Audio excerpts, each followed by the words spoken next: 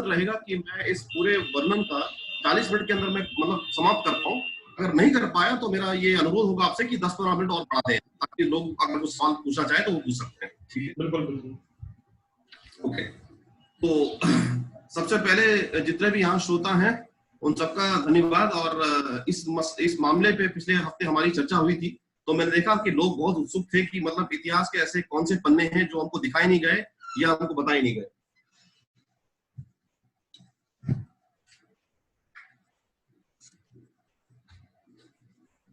तो मैं शुरू करूंगा अपने वर्णन का 300 बीसी से, यानी ईसा पूर्व 300 बीसी से मैं उसका वर्णन शुरू करूंगा। कुछ और तथ्य हैं जो उसके आगे के हैं, लेकिन मैं वहां से अपनी शुरू करूंगा। ठीक है, तो क्योंकि बहुत सारे आप लोग हैं यहाँ पर श्रोता हैं अपने, कुछ लोग आयु में बड़े भी हैं, छोटे भी हैं, बहुत लोग शायद यूपीएससी के प्रिपेयर कर रहे होंगे, तो उनके लिए शायद ये बातें मतलब बहुत महत्वपूर्ण रखेंगी और आपको एग्जाम में भी काफी मदद देंगी। ठीक है, तो बात यह है कि सबसे पहला, आप सबने चोला डायनेस्टी के बारे में सुना होगा, जिसको बोलते हैं हिंदी में कि मतलब चोल साम्राज्य। ठीक है, कुछ तथ्य हैं उसके जो मैं आपके सामने रखूंगा, और उन तथ्यों को मैं जोड़ूंगा कि वर्तमान काल में उनकी मतलब प्रासंगिकता क्या है।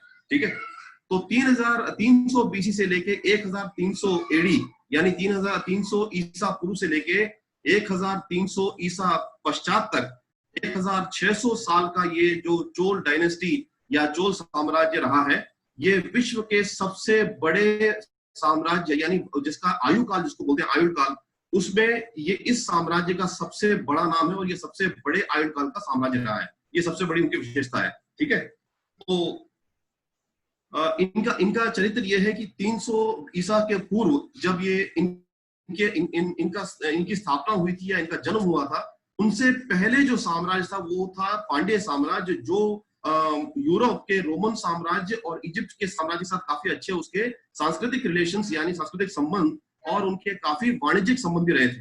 तो इस साम्राज्य जो 300 ईसा उनके बाद जो उनको उत्तराधिकारी बना या उत्तरदायी बना, तो उनका ये प्रयत्न हमेशा रहा कि वो जो पिछली पीढ़ी है उससे प्रेरित होके, उससे प्रोत्साहित होके अपने आप को हमेशा हर क्षेत्र में अपनी तरक्की करे। और इसलिए इन्होंने क्या किया, अपनी तरफ से पूरी मतलब प्रयत्न किए और वाणिज्य के जो स्तर है उसको काफी इन लोगों ने ऊपर उठाया। और जिस तरह पांड्य साम्राज्य का जो पूरा जो एम था और उनके संबंध थे पश्चिम यानी पश्चिमी देशों या पश्चिमी साम्राज्यों के साथ थे, लेकिन इनका जो संबंध था ये ज्यादातर दक्षिण पूर्व मतलब जो देश है, जिस तरह अपना आज का इंडोनेशिया हुआ, आज का मलेशिया हुआ, कंबोडिया हुआ जो बहुत बड़ा साम्राज्य था, थाईलैंड हुआ, जापान हुआ और साउथ कोरिया हुआ, इनके साथ इनके संबंध बढ़े। इनके कुछ जो मतलब महारानियां थी या उनके जो प्रिंसेस जिसको बोलते हैं, काफी इन्होंने वैवाहिक संबंध रखे अपने साउथ कोरिया के साम्राज्यों के साथ। और बहुत सारी मतलब एक या दो ऐसी मतलब प्रिंसेस रही हैं या महारानियां रही हैं जो साउथ कोरिया के साम्राज्यों के साथ मतलब वहां जाके बस भी गई हैं। ठीक है, तो इन सबका ये लेते हुए चोल साम्राज्य जो आगे बढ़ा,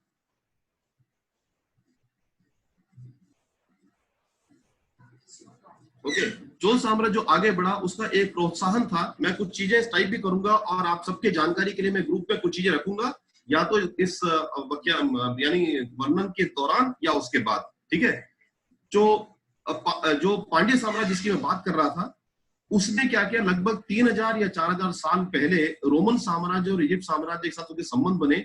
और यही जो साम्राज्य वो भारत का पहला साम्राज्य था जिसने पूरे विश्व को ये दिखाया कि हमारी वास्तुकला में क्या ताकत है। जॉर्डन में अगर आप इतिहास के कहीं यहाँ पर जो पढ़ने वाले होंगे उनको मालूम हो कि जॉर्डन में एक बहुत बड़ा शिला आकार एक है, उसका नाम है पेट्रा टावर। और दूसरा इजिप्ट के अंदर हम पिरामिड जानते हैं। तो इन पिरामिडों के अंदर अगर आप देखें, भारतीय इतिहासकार हमेशा ये बोलेंगे कि ये पिरामिड किसने बनाए ये कोई नहीं जानता, या तो इसको मानव ने नहीं बनाया या धरती के बाहर किसी जीव यहाँ पर आया था उसने बना के वो चला गया। लेकिन वास्तविक बात यह है कि पिरामिड भारत के एक पुरातन साम्राज्य जिसका नाम था पांड्य साम्राज्य, उन्होंने बनाया था और उसके कुछ वहां पर अवशेष भी मिले हैं और अभिलेख भी मिले। तो इसको प्रोत्साहन में लेते हुए चोल साम्राज्य ने अपने जो कला क्षेत्र है उसको काफी बढ़ावा दिया और इन्होंने काफी उन्नति की। और इन्होंने भारत के अंदर हो हमारे मंदिर हो, हमारे जो बाकी जो धार्मिक क्षेत्र हो, या दक्षिण पूर्व के जितने बड़े जो आज के मंदिर जिनको हम बोलते हैं कि हिंदू धर्म का सबसे बड़ा मंदिर अंकोर व कंबोडिया है, उनके भी निर्माता यही थे। ठीक है, तो इन्होंने इस तरह अपना ये किया। और दूसरा, एक और बात इनकी विशेषता ये रही कि जब ये व्यापारिक संबंध या वाणिज्यिक संबंध किसी देश के साथ रखते थे, इनकी सबसे बड़ी विशेषता ये थी कि ये अपना प्रभाव पहुंचाते थे, लेकिन किसी पे प्रहार नहीं करते थे। आज भी अगर आप इंडोनेशिया, मलेशिया, कंबोडिया या जापान के पुराने साम्राज्यों को और उनके लेखों को देखेंगे, वो अपने लेखों में ये कहते हैं कि भारतवासियों ने उन्हें कृषि सिखाया, भारतवासियों ने उनको वस्त्र बुनना यानी ताना बाना सिखाया, और भारतवासियों ने भारतवासियों के या भारतीय साम्राज्यों ने उन्हें बड़े बड़े इमारत बनाने सिखाए। और संक्षेप में अगर मैं बात बताऊं, ये हमारे लिए बड़ी गर्व की बात है कि जिस बेसिक नीड्स यानी जो आधारभूत मानव की जो आज की जो मांगे हैं, वो है रोटी, कपड़ा और मकान। रोटी, कपड़ा और मकान एक तरह से स्ट्रक्चर करने का जो पूरा काम था, भारत के ही इन जो हमारे जो पुरातन साम्राज्य हैं, इन्होंने ये काम किया। इन्होंने पूरे विश्व को ये बताया कि खेती किस तरह की जाती है। इन्होंने बताया कि वस्त्रों का मतलब आप फार्म से मतलब आप फाइबर लेके आ सकते हो, उसका धागा बना सकते हो, लेकिन धागे का एक कपड़ा किस तरह बनाया जाए, उसको रंग किस तरह दिया जाए, ये भी भारतीय साम्राज्य के ही कुछ अंशों ने किया है ये काम। और आगे आगे रही मकान की, 300 साल पहले, 400 साल पहले यूरोप के अंदर लोगों को मालूम नहीं था कि मकान किस तरह बनाए जाते हैं। बहुत कम संख्या में वहां पर कुछ लोग किले थे, लेकिन ज्यादातर लोगों के पास घर नहीं थी। और वहां पर जो शिल्प कला या हमारी जो आज की जो वास्तुकला है, वहां पर जब वहां रोमन साम्राज्य पहुंची, वहां से उसका बड़ा प्रसार प्रचार हुआ। और हम ये बड़े गर्व के साथ कह सकते हैं कि भारतीय साम्राज्य या भारतीय सभ्यता ने ही पूरे विश्व को रोटी, कपड़ा और मकान एक ढंग के एक तरह से मतलब पूरे विश्व को ये हमारा भेंट है। ठीक है, और रही बात जहां तक वाणिज्य संबंधों की, एक बात थी कि चोल साम्राज्य भारत का पहला साम्राज्य था जिसके पास एक नौसेना थी, नौसेना का बेड़ा था, और उसी नौसेना के बेड़े से वो अपना वाणिज्य भी करती थी। इसका मतलब है, अगर आज की भाषा में अगर आप उसका अनुवाद करें, तो it was the first empire to have a navy of its own and a merchant navy of its own. और इस दौरान क्योंकि उन्होंने अपने काफी वाणिज्य संबंध बनाए रखे थे चाइना जैसे बड़े देश के साथ, 980 से लेके 1050 ईसा पूर्व का वो जो 60 साल का वो जो कालांतर था, वो चोल साम्राज्य के मतलब कार्यकाल के अंदर वो स्वर्ण युग था, क्योंकि उन 60 सालों के अंदर भारतवर्ष का इस पूरे विश्व के 40% के ऊपर अधिकार था। यानी India's contribution to the world global economy and commerce was 40% during the time 980 AD to 1045 AD, लगभग 60-65 साल का वो जो कालांतर में वो पीक पे था। तो आज के जमाने में अगर आप देखें, ठीक है, तो मैं आपको यही बोल रहा था कि ये सब मतलब ऐसी चीजें हैं जो हमें नहीं बताई गई हैं, और इन सब चीजों के ऊपर हमें हमारा ध्यान नहीं दिया गया है। लेकिन बाकी देश जिस तरह अमेरिका हुआ, बाकी जो दक्षिण पूर्व देश के, वहां पर अगर आप देखें, वहां के इतिहासकारों ने हमारी सभ्यताओं को महान माना है, और ये भी कहा है कि हमारी सभ्यताओं ने उनको बहुत सारी कलाएं सिखाई हैं विदाउट प्रहार और विदाउट एनी किसी तरह का मतलब आक्रमण किए बिना। हमारे लोगों ने वहां पर जाके उनको अपना ज्ञान बांटा, ज्ञान का दान दिया। तो एक्चुअली क्या था, जो हमारा जो उद्देश्य था हमारे राजाओं का, साम्राज्यों का, ये था कि वो वाणिज्यिक संबंध बढ़ाएं, और हमारा जो सभ्यता की जो खास विशेष महत्व है, चाहे वो भाषा की हो या फिर धर्म की हो, ये जाके बाहर के देश के साथ पहुंचे और वो हमारे शिष्य बने और वो हमारे अनुयायी बने। तो ये उद्देश्य था हमारे जो पूर्व मतलब सभ्यताओं का। इसके अगर विपरीत अगर आप देखोगे, जब मुगल भारत में आए, अरब आए, अफगान आए, उनका उद्देश्य सिर्फ लूट था, आक्रमण था, और वो सब कुछ यहाँ से लेके जाना चाहते थे। वो अलग बात है कि मुगल बस गए, लेकिन सब कुछ यहाँ पर लेके जाना चाहते थे, और अपने रहते हुए उन्होंने काफी विध्वंस किया, जो हमारी जो हिंदू सभ्यताओं ने ऐसा नहीं किया। उन्होंने उसके उल्टा हमारी जो कीर्ति है उसको पूरे विश्व में फैलाने का बहुत भरपूर प्रयास किया है, और आज भी इसके काफी अच्छे हमारे पास सबूत है। ठीक है, तो चाइना से कुछ लेख मिले हैं जिसमें चाइनीज सभ्यता यानी चाइनीज इतिहासकार ये कहते हैं कि भारत ने उनको नाव पोत यानी सी पोर्ट बनाने का कला दिया, भारत के सभ्यताओं ने उनको जहाज बनाने का कला सिखाया, और जिस तरह मैंने कहा ताना बाना यानी अपना जो फैब्रिक वीविंग है उसका कला सिखाया। हमें हमारे सभ्यताओं ने वहां जाके उनको जंगल के अंदर किस तरह रहना है, जंगली जानवरों के बीच किस तरह आपको रहना है, उस किस्म की योगा या योग मुद्राएं सिखाई जो यहाँ से गई जापान, कोरिया और चाइना।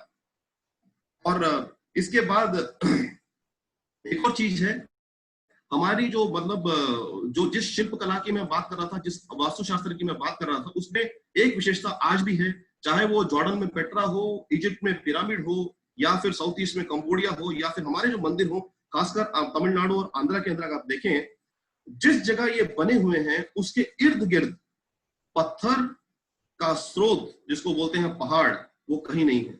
यानी लगभग 250 किलोमीटर या 350 किलोमीटर तक जिन मंदिरों को बनाने के लिए जिन पत्थरों का इस्तेमाल किया गया, उनका जो सोर्स होता है यानी जो स्रोत होता है, वो लगभग 300 किलोमीटर दूर था। और 300 किलोमीटर मतलब 300 किलोमीटर तक वो पूरा एक खेत के बीच में या एकदम फ्लैट प्लेन के बीच में बसा हुआ है, या नदी के तट पे बसे हुए हैं।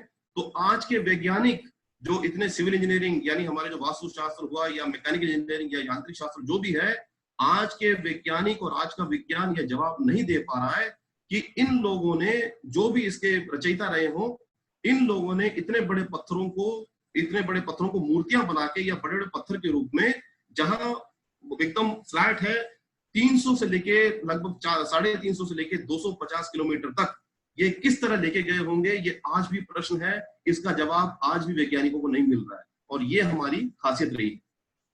अगर और एक और चीज पुरातत्व की अगर मैं बात कहूं, तो हड़प्पा संस्कृति जो आज जानते हैं कि हमारा मतलब जो पाकिस्तान के अंदर उसके 2 साइट है, हड़प्पा और मोहनजोदारो, और इंडिया के अंदर अभी मदुरई के पास मिले हैं। मेरे ख्याल से आप सब उसका जो लेटेस्ट चल रहा है उसके बारे में जानते होंगे। एक जगह है कीलड़ी, तो उस जगह पे एक्सकवेशन किया गया है, और कीलड़ी और हड़प्पा लगभग एक ही समय के रहने वाले, यानी 500 साल पहले या 500 साल पीछे के हैं, जो आज से 5000 साल या उससे पहले के सभ्यताओं की ये बात करते हैं।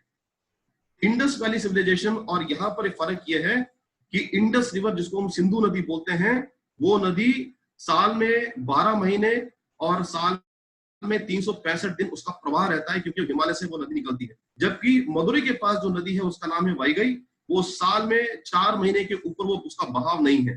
लेकिन इन दोनों सभ्यताओं में खासियत ये है कि इन दोनों सभ्यताओं के अंदर वहां पर वही तकनीक पाई गई है जो एकदम समान है। जिस तरह नगर का प्लानिंग, यानी जो नगर निगम का प्लानिंग होता है, और जिस तरह खेती और सिंचाई का सिस्टम होता है, दोनों में एक है। लेकिन इतना ये फर्क है कि सिंधु नदी घाटी का जो हमारा सिविलाइजेशन है, उसके अंदर पानी का आपको जो अवेलेबिलिटी था या पानी आपको जो मिलता था, उसका कार्यकाल पूरे साल भर यानी 12 महीने, और यहाँ पर सिर्फ 4 महीने। तो इसका मतलब सोच लीजिए कि हमारे जो पूर्वज रहे हैं, हमारे जो यानी एंसेस्टर्स रहे हैं, वो कितने मतलब वैज्ञानिक तौर पे अपना जीवन जीते होंगे कि साल में 4 महीने पानी होने के बावजूद पूरे साल उन्होंने अपने पानी का बंदोबस्त कर रखा था, और वो खेती भी करते थे। और आज की तारीख में उसी साइट पे रोम साम्राज्य के बहुत सारे सिक्के और वहां के बहुत सारे आभूषण मिले हैं, जो सिद्ध करता है कि उस वक्त इनका वाणिज्य रोम साम्राज्य के साथ था। तो ये है इनका मतलब पिछले का वर्णन। और इस 1600 साल रहने वाले इस चोल साम्राज्य के बाद एक साम्राज्य आया जिसका नाम था पल्लव साम्राज्य, जो अपने आप में विशेष रखता है, क्योंकि पल्लव साम्राज्य के जो राजा थे वो बेसिकली जैन धर्म के थे। उन्होंने अपना चोल साम्राज्य के विशेषताओं को देख के, उनका बड़प्पन देख के, इन्होंने अपना धर्म परिवर्तन किया और ये बने हिंदू। और इस तरह नालंदा जिस तरह हम बोलते हैं कि विश्व का विश्वविद्यालय था, और तक्षशिला भी एक विश्वविद्यालय था, उस तरह उस जमाने में लगभग 3,000 साल पहले या उससे 3,500 साल पहले आज का जो कांचीपुरम है वो भी एक विश्वविद्यालय रहा था। वहां पर 5 बड़े विषयों पे वहां पर अध्ययन होता था। एक था संस्कृत, दूसरा था तमिल, धर्म के मामले में बौद्ध धर्म, जैन धर्म और हिंदू धर्म। तो 5 बड़े फैकल्टी के साथ ये एक यूनिवर्सिटी था, जिसके बारे में अभिलेख आपको पाए गए हैं जापान की यूनिवर्सिटी में और चाइना की यूनिवर्सिटी में, जो आज भी मानते हैं कि इन्होंने हमें काफी अपनी कलाएं सिखाई, और इनके साम्राज्यों से हमारे राजा महाराजों ने काफी ज्ञान प्राप्त कर हमारे साम्राज्य को वो ज्ञान दिया। और जहां तक साउथ कोरिया का सवाल है, साउथ कोरिया के लोग आज भी ये मानते हैं कि उनकी जो महारानी, यानी जो इंडिया से जो महारानी शादी करके वहां बस गई, उन्होंने साम्राज्य का एक जो कल्चर होता है और घर का जो कल्चर होता है कि बड़ों को हमें आदर देना है, छोटों को प्यार देना है, ये सिखाया, हमें वर्णमाला दी। और उनके भाषा में काफी शब्द, यानी काफी शब्द क्या, काफी वाक्य ऐसे हैं जो आज की तमिल भाषा के वाक्यों के बहुत बहुत करीब हैं, जो मैं उसके उदाहरण आपको मैं बाद में दूंगा। और जहां तक जापान का मामला है, जापान के लोग ये बोलते हैं कि, मतलब चाइना के लोग और जापान के लोग ये बोलते हैं कि पल्लव साम्राज्य के एक प्रिंस, यानी एक राजकुमार जिसका नाम था बोधि धर्म, वो यहाँ से पलायन कर बौद्ध धर्म अपना के उसने जाके जापान में और चाइना में कराटे और बाकी जितने हमारे जो युद्ध कला है वो सब उनको सिखाए। और आज का जो जापान जो कराटे बोलता है, उस शब्द का अर्थ जापानीज में है। हमारे इंडिया के अंदर तमिल भाषा के अंदर भी उस शब्द की मीनिंग। माधव जी, इसके बारे में थोड़ा सा क्लियर कर दूं कि कराटे नहीं, वो एक्चुअली वो था कलरीपयट्टू, केरला का कलरीपयट्टू था वो। मैं आपको एक बात बताता हूँ। हाँ। मैं आपको बात बताता हूँ। देखिए यहाँ पर जो केरला का जो जिसकी आप बात कर रहे हैं ना, केरला की जो कलरीपयट्टू जिसकी बात कर रहे हैं, केरला चेर साम्राज्य का एक हिस्सा था जो चोल साम्राज्य का एक वंशज था। ये मेरा क्लैरिफिकेशन है, मैं आगे आपको और बात बताता हूँ। यहाँ पर बात ये थी कि आप वापिस हम इतिहास में जाते हैं, ठीक है। इतना होने के बावजूद मेरे ख्याल से मैंने काफी संक्षेप में काफी चीजें आपको बताई। आपको मैंने मतलब जो मैंने शोध किया है और जो मैंने मतलब काफी जो इतिहासकार उनसे मिलकर जानकारी ली है, तो मेरे पास ये रखा हुआ था, मैंने सोचा आपसे मैं शेयर कर लूं, ठीक है। इसमें एक बड़ा प्रश्न ये था और ये तथ्य ये है कि जिस समुद्री रास्ते को पांड्य साम्राज्य और चोल साम्राज्य ने अपने वाणिज्य के लिए यूज किया था या प्रयोग किया था, उसी समुद्री रास्ते को अशोक, सम्राट अशोक और उसके बेटे बिंबिसार ने अपने बौद्ध धर्म का प्रचार करने के लिए किया था। तो सवाल यह है कि हमारे इतिहासकारों ने ऐसे महाराजाओं और ऐसे साम्राज्यों को भुला के, उनको भूल के अशोक या और अकबर जैसे महाराजाओं को ग्रेट की पदवी क्यों दी? उसका एक कारण है जो हम सबको, अपने बच्चों को या अपने साथियों को या अपने जो आने वाले पीढ़ियों को ये बताना पड़ेगा। इसका एक ही कारण था कि जिस भी कार्यकाल में जो भी साम्राज्य, जो भी महाराजा हिंदू धर्म के खिलाफ बोला या उसके अगेंस्ट हुआ, उसको ही ग्रेट या उसको ही महान की पदवी दी गई, बाकियों को नहीं दी गई। और क्योंकि मैंने एक सेशन मिस किया था आप लोगों का जहां पर आप मराठा साम्राज्य की बात कर रहे थे, एक बात मैं आपको बताना चाहूंगा कि वीर शिवाजी पिछले 300 या 500 साल के अंदर शिवाजी महाराज का ही के पास एक ऐसा बेड़ा था जिसको बोलते हैं नौसेना, ठीक है। उनकी सबसे बड़ी प्रेरणा का स्रोत ये चोल साम्राज्य रहे हैं, ये शायद बहुत लोग जानते नहीं होंगे।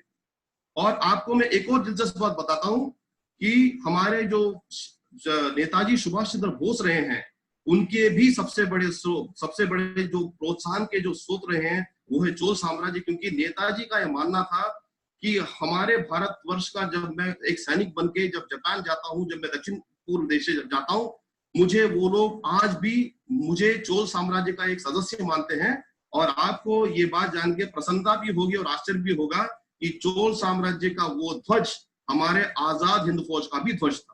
काफी उसके सेम मॉडल को उन्होंने अपनाया और उसको बनाया। तो क्योंकि अब देखिए, अब मैं काफी वर्तमान के करीब आ चुका हूं। मैंने शिवाजी महाराज की बात की, मैंने अपने बात की अपने नेताजी सुभाष चंद्र बोस की, और अभी कारण और स्ट्रांग हो जाता है कि इन सब लोगों के बारे में भुलाया क्यों गया। इन सब के बारे में इसलिए भुलाया गया कि शिवाजी महाराज हमारे इतिहासकारों को पसंद नहीं थे, क्योंकि वो औरंगजेब के विरोधी थे। और नेताजी सुभाष चंद्र बोस, क्योंकि उनका एक अलग विचारधारा था, वो गांधी विचारधारा या नेहरू विचारधारा से वो अपने आप को संबंधित नहीं कर पाए। उनका विरोध करते हुए उन्होंने दूसरा रास्ता पकड़ा।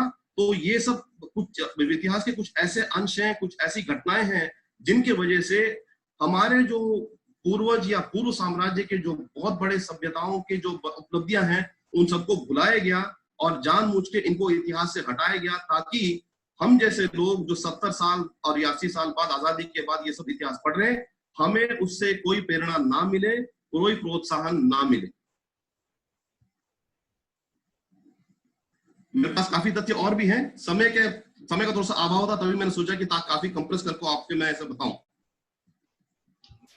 जी, thank you Madhav ji. Actually मैं सोच रहा था कि ना थोड़ा सा और अपन जैसे शुरू से बिल्कुल क्या कहते हैं हड़प्पा सभ्यता से लेकर के जैसे अपन शुरू करते, तो मतलब एक एक चीज करते हुए आते अपन वहां से, तो अच्छा रहता बहुत। आपका क्या कहना है?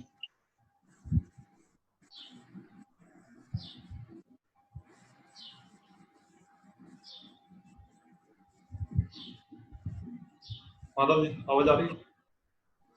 हाँ जी, हाँ जी। एक्चुअली जो मैंने कहा अभी आपको सुनाई दिया? अभी मैंने क्या कहा? सही तरह है, सर। ओके, तो सर इसको कैसे करें अभी अपन कंप्लीट? जैसे मैं सोच रहा था कि कुछ मैं हड़प्पा सभ्यता कुछ फैक्ट मैं ही बताना चाहता था। कुछ क्या है कि थोड़ा मेरा एनालिसिस है खुद का, और जो मैंने पढ़ा है वो मैं बताना चाह रहा था। एक्चुअली जैसे हम अगर हड़प्पा सभ्यता की अगर बात करते हैं हम सब, तो बिल्कुल। हड़प्पा सभ्यता आज से तकरीबन 4,500 5,000 साल पहले पुरानी थी।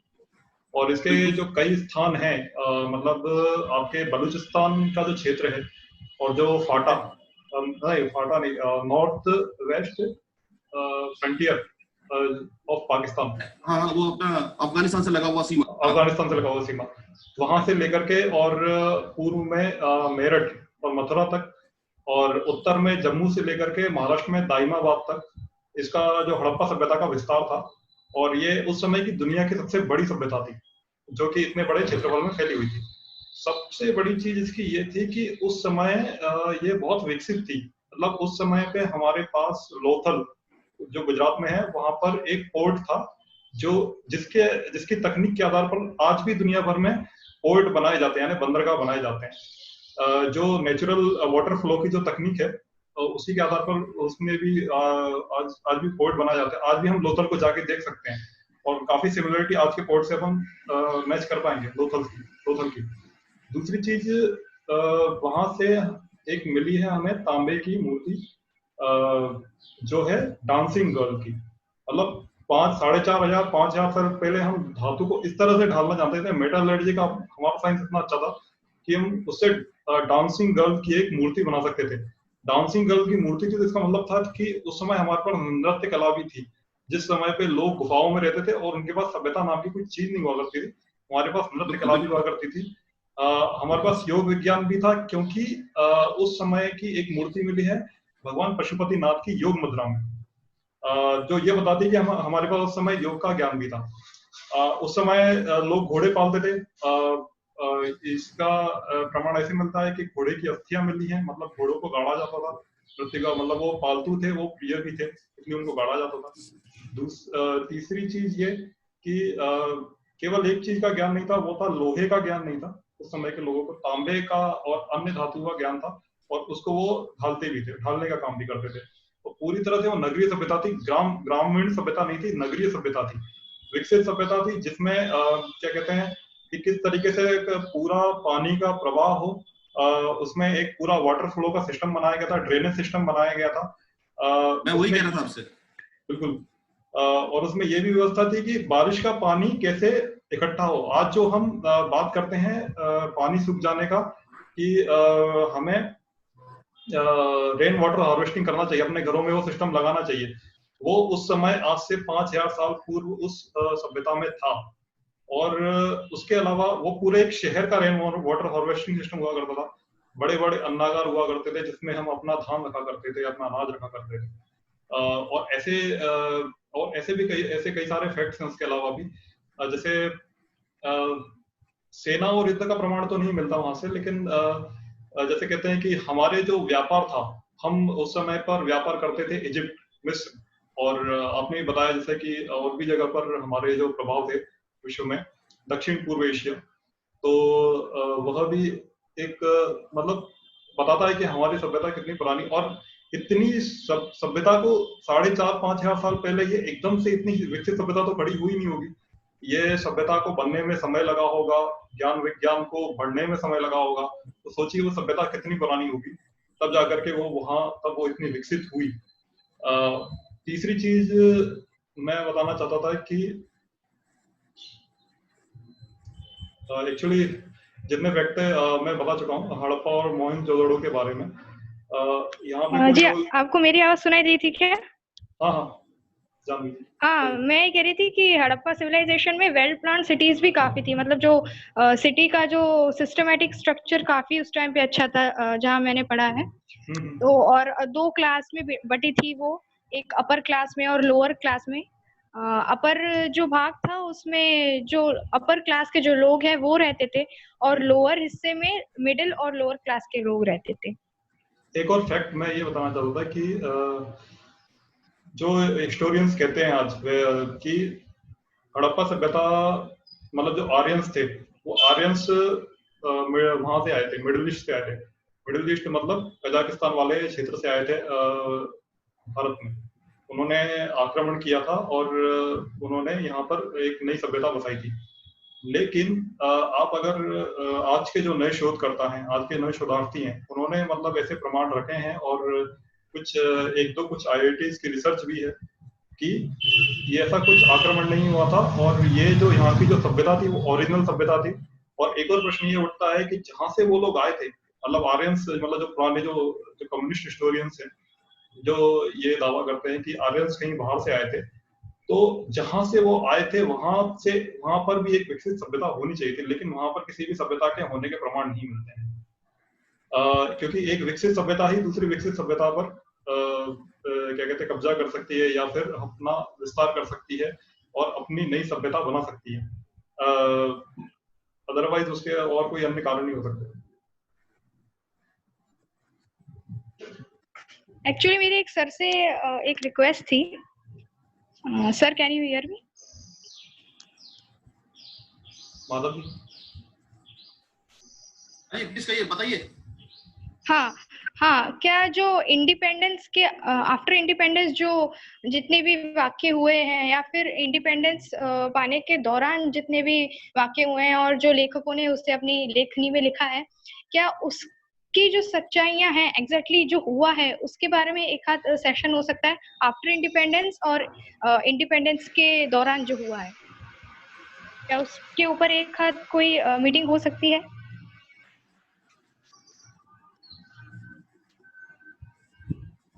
जी जानवी जी, हो सकती है, क्यों नहीं हो सकती। और इस विषय को तो काफी कुछ मैं भी कवर करना चाहूंगा क्योंकि ये मेरा खुद का बहुत इंटरेस्टिंग सब्जेक्ट है कि इंडिपेंडेंस के टाइम पे क्या हुआ और हाँ इंडिपेंडेंस के बाद क्या हुआ। और काफी सारी चीजें हैं मतलब बताने के लिए। बहुत सारा क्या कहते हैं, एक तो सबसे बड़ी चीज ये है कि है ना, काफी सारा कुछ तब हमारे सामने आया है जब ये सोशल मीडिया का चलन बढ़ा। सोशल मीडिया का चलन बढ़ा इसका मतलब ये है कि पहले क्या होता था कि पहले लिमिटेड रिसोर्सेज होते थे हमारे पास जानकारी प्राप्त करने के। वो उन लिमिटेड रिसोर्सेज पे गवर्नमेंट या जो भी लोग काबिज थे वो लोग केवल मतलब नॉलेज को लिमिटेड करके रखते थे कि ना कि हमें एक नरेटिव सेट करने के लिए इसी चीज को प्रसारित होने देना है और इसी चीज को हमें बढ़ने देना है। उसके अलावा वो किसी और चीज को बढ़ने नहीं देते थे।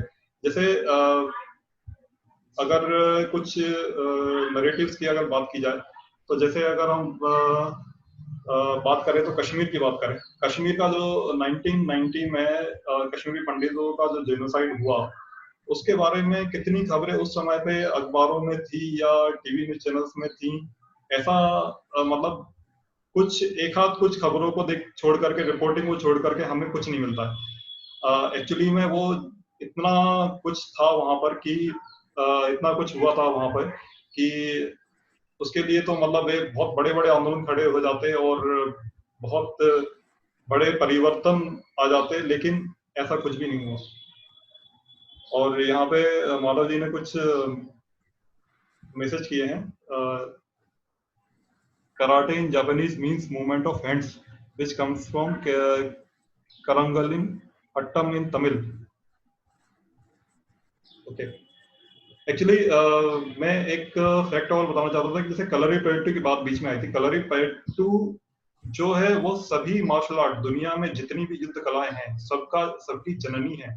सब उसमें से निकले। कराटे, कुंफू, आपका कुछ एक हाथ जो वेस्टर्न जो मार्शल आर्ट है उनको छोड़ दिया जाए तो जितने भी मार्शल आर्ट्स हैं जो ऑलमोस्ट सारे ईस्ट में हैं, सबका जापान से लेके समुराई मार्शल आर्ट, ये कुंफू, जियो जित्सु और जितने भी और अदर हैं सारे के सारे कलरी पयट्टू से निकले हैं।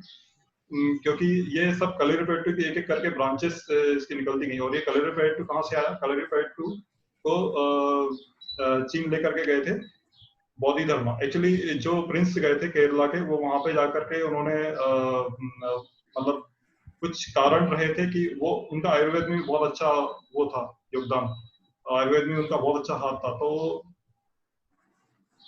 उन्होंने कुछ वहाँ चीन में कुछ बीमारियां फैली हुई थी, उन बीमारियों को दूर करने के लिए वहाँ पे भी योगदान दिया, और उसके अलावा उन्होंने कलरीपयट्टू जो मार्शल आर्ट है उसको भी वहाँ सिखाया, क्योंकि वहाँ पर रेगुलर उन लोगों पर डकैत और जानवरों के अटैक होते रहते थे, और उन्होंने वो मार्शल आर्ट सिखाया, जिसकी वजह से लोगों ने तो वहाँ पर अपनी जो सिविलाइजेशन है उसको बढ़ाने में बहुत हेल्प की, और बाद में उनका स्टेचर इतना बढ़ गया कि उन्होंने बौद्धि धर्म को भगवान मान लिया, और आज भी उन्हें भगवान की तरफ पूजा जाता है वहाँ।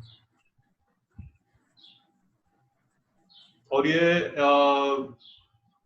आई थिंक 6th सेंचुरी के आसपास की बात है, 6th सेंचुरी के आसपास की बात है माधव जी। ये 6th सेंचुरी की बात है, 6th सेंचुरी की बात है, और ये एक पल्लव साम्राज्य के राजकुमार थे जिनको मतलब राजा बनने का कोई अवसर नहीं था, लेकिन अपने साम्राज्य के लिए और अपनी सभ्यता के लिए इन्होंने क्या किया, संन्यास लिया, इन्होंने अपना धर्म बदला, ये बौद्ध धर्म को अपना के यहाँ से वो गए चीन, और वहां से इन्होंने अपनी जो कला थी मार्शल आर्ट इसको फैलाया पूरे साउथ ईस्ट के बाकी देशों में। जैसा आपने कहा कि मतलब एक से एक शाखा बन के निकली और उसके नाम अब बदल गए, लेकिन प्राय ये यहाँ से निकला, और वहां के अलग अलग देशों ने साम्राज्यों ने अपनी अपनी भाषा और अपने अपने मतलब वातावरण के हिसाब से इस कला को बदला, जिसको कोरिया में ताइक्वांडो कहते हैं, जापानीज में कराटे कहते हैं, और क्या बोलते हैं चाइना में काफी रूप हैं, एक रूप नहीं है। तो इस तरह ये कला पूरे मतलब दक्षिण पूर्व में फैली ये कला, इसका मतलब मोटा मोटी कहानी यही है, इसकी पृष्ठभूमि यही है जी। और उसके अलावा क्या कहते हैं कि कुछ याद आया था, मैं अभी भूल गया। और माधव जी कोई और फैक्ट है आपके पास? अभी भी अब टाइम है अपने पास 4 मिनट का कम से कम।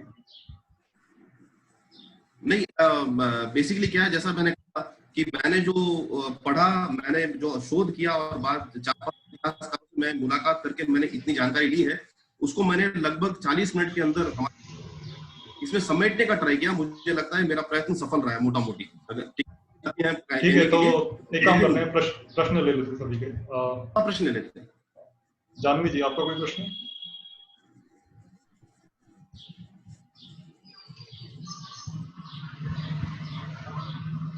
जानवी जी, आपका कोई प्रश्न है? हाँ, सॉरी डिस्कनेक्ट हो गया था। हाँ, अभी प्रश्न, एक्चुअली मेरा प्रश्न जो इंडिपेंडेंस के आफ्टर इंडिपेंडेंस के जो दौरान है उनसे जुड़ी घटनाओं पर है। तो आज तो काफी पुरानी हिस्ट्री की बात हुई थी, तो उससे रिलेटेड अभी मेरे पास कोई प्रश्न है नहीं। आप बता दीजिए अगर कोई प्रश्न हो तो। हाँ, मुझे अगर आफ्टर इंडिपेंडेंस के बाद मुझे लाल बहादुर शास्त्री जी के जो डेथ हुई उनकी, तो उसके जुड़े रहस्य कुछ जानने की मेरी इच्छा है। अगर लाल बहादुर शास्त्री जी की डेथ के बारे में अगर कुछ आप बता पाए सर, प्लीज।